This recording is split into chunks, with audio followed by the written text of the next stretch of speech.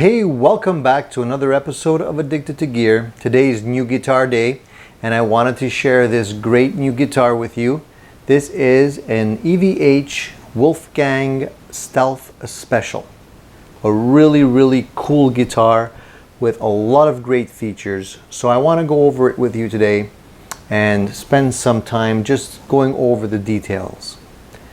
So I purchased this guitar due to a friend of mine, and I'm not going to name names, but he knows who he is, and it's all his fault.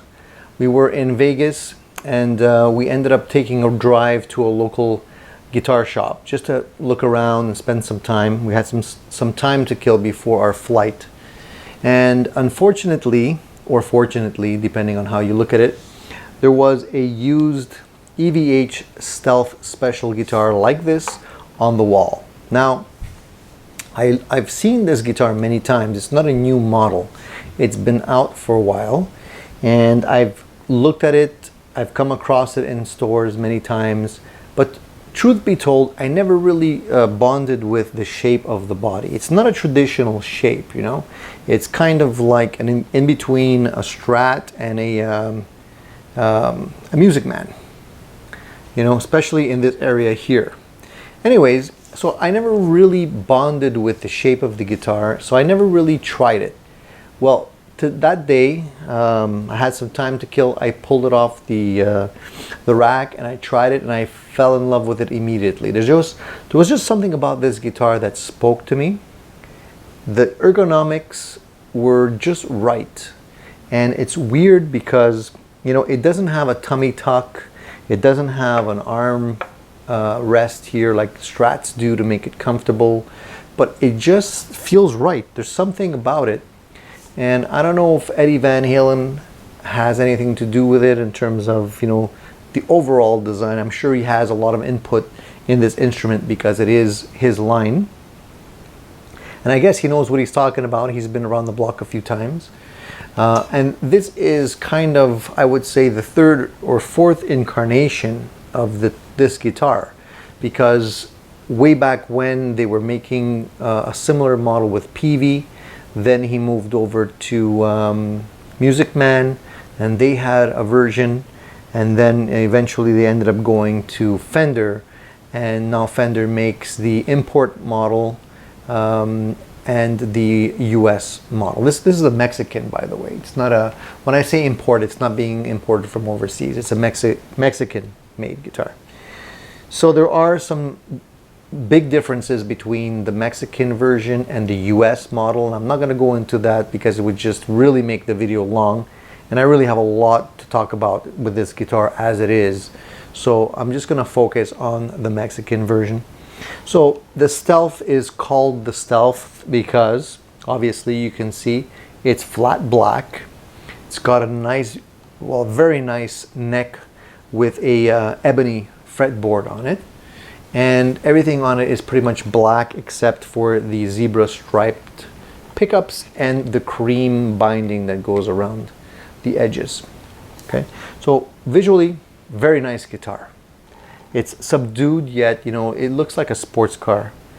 That's one thing I noticed about this design and the way it's made. It's very compact. It feels smaller than a regular guitar. Even the case that comes with it is smaller, and it seems like the guitar itself is smaller, but I really think it's just the headstock that makes it seem more compact for whatever reason, because the scale length is still 25.5, so it's not smaller, but it just feels, I don't know, more compact. So let's start from the top. Basically, the body on this guitar is made of basswood, and it's a carved top. As you can see through the reflection, the top is not flat. It's actually carved similar to what you would see on a Les Paul or a PRS. Maybe not as deep as that, but deep enough to make it look quality. I really like the fact that it's carved and not flat. I think it really makes the guitar look more rich. And it's made of basswood, and a lot of people knock basswood for being, let's say, a cheap wood, a cheaper wood, but the properties of basswood are great. A lot of people use basswood these days because it's plentiful. You can get it anywhere. Expensive guitars use basswood, and sometimes what they do is they just laminate a maple top on it to give you a little bit more tonal variety. But there's nothing wrong with basswood. We've been making guitars out of basswood for many, many years, and it's fine in terms of tone that you get from it. The neck on this guitar feels great in the hands, and I always say that if you don't bond with the neck, you're not going to bond with the guitar, and that's really, I think, one of the reasons why I really like this guitar. The neck itself is not thick, it's not bulky, it doesn't have a very deep back to it. It feels really nice in the hand. I don't know 100%, I'm not 100% sure if it's a asymmetrical neck. It does feel like it might be to me, but I'm not 100% certain on that, so don't quote me on it. But the cool thing about the neck is the back of the neck is really not finished in polyurethane or anything like that.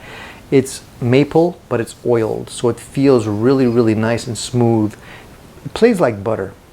And because it's not very deep, it feels nice and comfortable in the hand, really natural feeling. I don't like necks that are too thin, and sometimes I like chunkier necks, but this one is definitely not on the chunky side, but it's very, very comfortable. One thing that I had to deal with my Music Man, I had a really, really nice Music Man Access that you can check out on some of my earlier videos. Great quality guitar, had a beautiful neck on it. It had a bird's eye maple neck, but unfortunately at the nut here, it was just too narrow, and I was constantly fighting with it. This one is narrow too, but a little bit wider than that one, and it's just perfect. I wouldn't say it's too thin. It's on the thinner side, but it's definitely not to the point where I need to struggle with it. So I'm glad that they went a little bit bigger, because that was the Achilles heel of that particular guitar. So the fact that this neck has a ebony board on it is really cool, because a lot of people are, opting for rosewood. It's either maple or rosewood. Sometimes you do see ebony, but the cool thing about the ebony board on it, and I'll try and show you if I can just zoom a little bit closer here, the slab is quite a bit thicker than you would normally see on a guitar, and that really enforces the idea of quality there to me. Everything else is pretty much subdued. The dots they look like they're mother of pearl. They're a little bit smaller than you would see on a Strat, but you can definitely see them there. The frets on this neck are jumbo frets. They're not stainless steel. The American version, I believe, uses stainless steel frets. These are not stainless steel, but they're jumbo. They've been rounded over very nicely. There's no sharp edges at all. You don't get any kind of cuts or anything from the edges that are protruding out on the side. But one of the things that you have to remember is that when a neck is not treated in polyurethane, it kind of absorbs a lot more moisture and releases moisture. So, sharp frets, fret edges can sometimes become a problem. But I have to say that so far with this guitar, nothing of that sort has happened, and hopefully it will not. What else can I say about the neck? Oh yes, there's a couple of things about the neck that are not obvious to the naked eye, so I'll share that with you as well. They've reinforced the necks here with 2 carbon fiber rods that go beside the truss rod internally and reinforce the neck to make it more stable. And I think that's a great thing to do. Also, the truss rod is adjustable at the bottom, not at the top. As you can see, the top is pretty much cluttered here. You have, a pretty small headstock, you have the locking nut, the string retainer, and you also have the screws that go all the way to the back of the neck that holds the locking nut in place. So there's not a whole lot of room to poke a truss rod out that end, so they made it easier, put it at the bottom here, and it's a lot easier to get to. So the neck, I would say, is a very finely crafted part of this guitar. I'm very happy with it. The neck radius is a 12-inch radius at the nut, and it goes to a 16-inch radius by the the bottom here by the neck pickup. So it's a compound radius neck. It makes it really easy to play. That's one thing I really like about this guitar, is that it really feels effortless to play. I can bend no problem with this guitar. It just feels so nice. And I can get the action very, very low as well. So the main tone of the guitar obviously comes from the pickups. In this case, the pickups are EVH designed pickups. And there's a little bit of mystery surrounding these pickups. It was a little bit hard for me to get the specs for you. So I had to actually contact Fender for them to be able to give me the specs on it. And basically what I learned is that they're pretty high output pickups. And the funny thing is that the neck pickup is wound hotter than the bridge pickup. And it's usually the other way around. But I guess Eddie Van Halen doesn't usually like to do anything, straight ahead. He's always been one to break rules, and I guess he just, he found the combination that he likes and he applied it on this guitar. So basically, when we get to the pickups, the neck pickup on this guitar is wound at between 16.5 to 17K, and it uses an Alnico 2 magnet, and the wiring on these pickups are polysol wiring. I believe the neck pickup uses 44 gauge. The bridge pickup is wound to 14 to 14.5K, around there. And it also is Alnico 2, same type of wiring, but it's 43 gauge. So my comments about the pickups are this. The neck pickup seems to me a little bit dark. I would like to see it a little bit brighter. The bridge pickup is great. I love the bridge pickup. It sounds fantastic to me. And I'm not one that's often a big fan of high output pickups. I tend to go low output just to be able to have a little bit more dynamic range. But these pickups do sound good. One of the reasons why I believe the neck pickup also sounds a little bit darker, and we'll get into that later on, is the tone pots. So we'll talk about that in a few minutes. Now, one thing I want to say about the pickups on this guitar, there's a little bit of a gotcha, and to me it could be a little bit of a negative depending on your point of view. If you're the type of person that likes to mod guitars and you like to change things on your guitars, primarily the pickups, you might not like the fact that the pickups on this guitar are shaped differently. If you look at the cutout on the guitar, the routing is made a little bit different.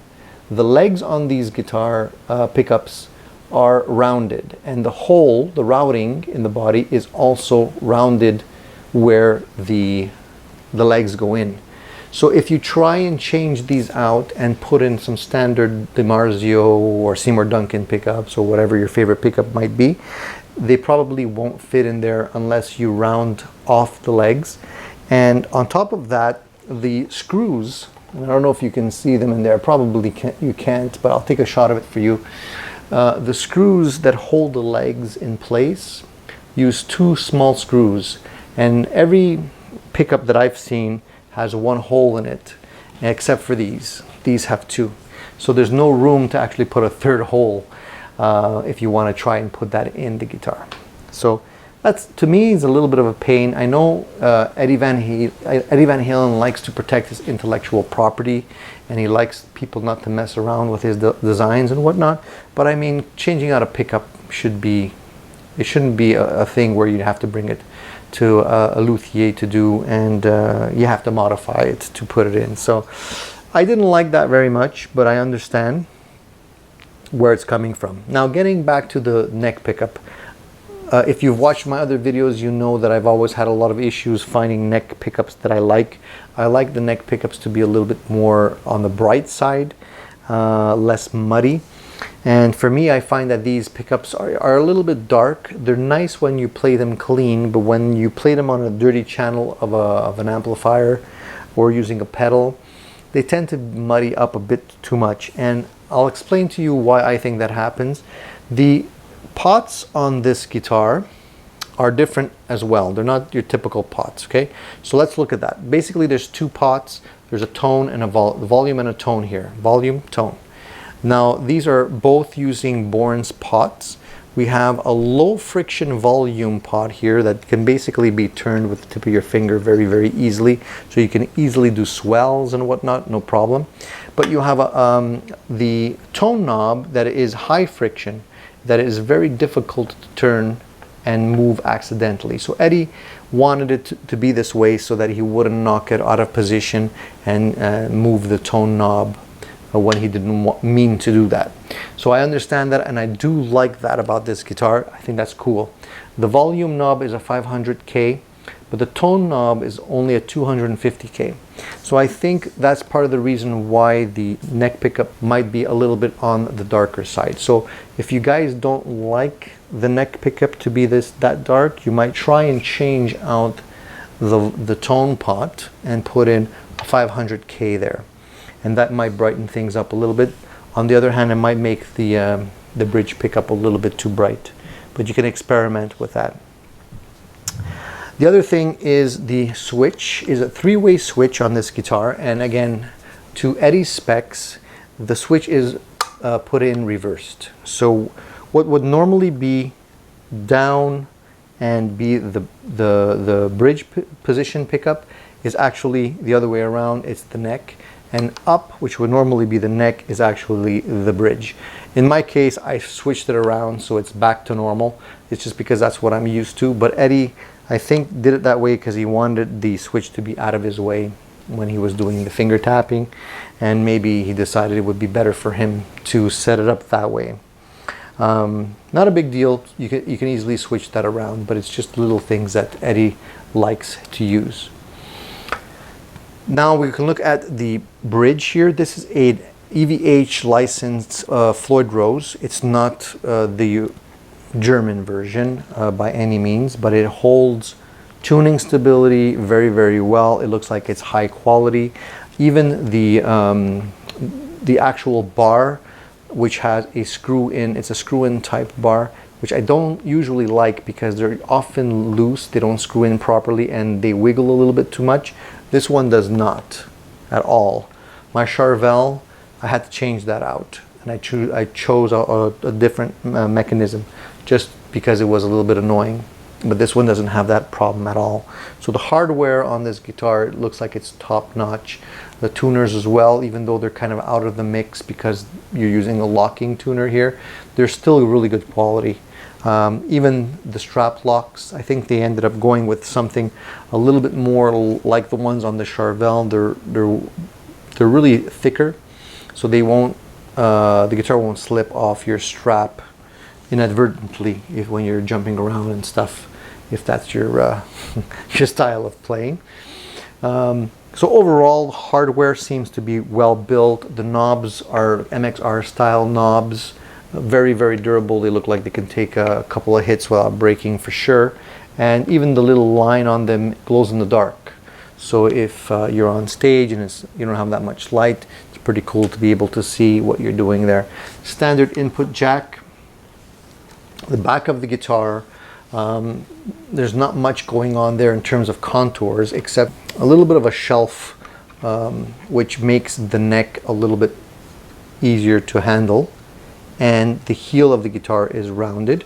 You have 4 screws, no plate, but you do have these big washers that actually spread out the, I guess, the pressure of the screws holding the neck, which is pretty cool. And nothing else really to talk about back here except for that. You can easily reach the higher registry here, no problem. You can go well beyond that, even go up to your, where your pickups are if you want to do that as well. Of course, the Floyd Rose wouldn't be complete without the detuna. I have a red one on this one here that came stock with it.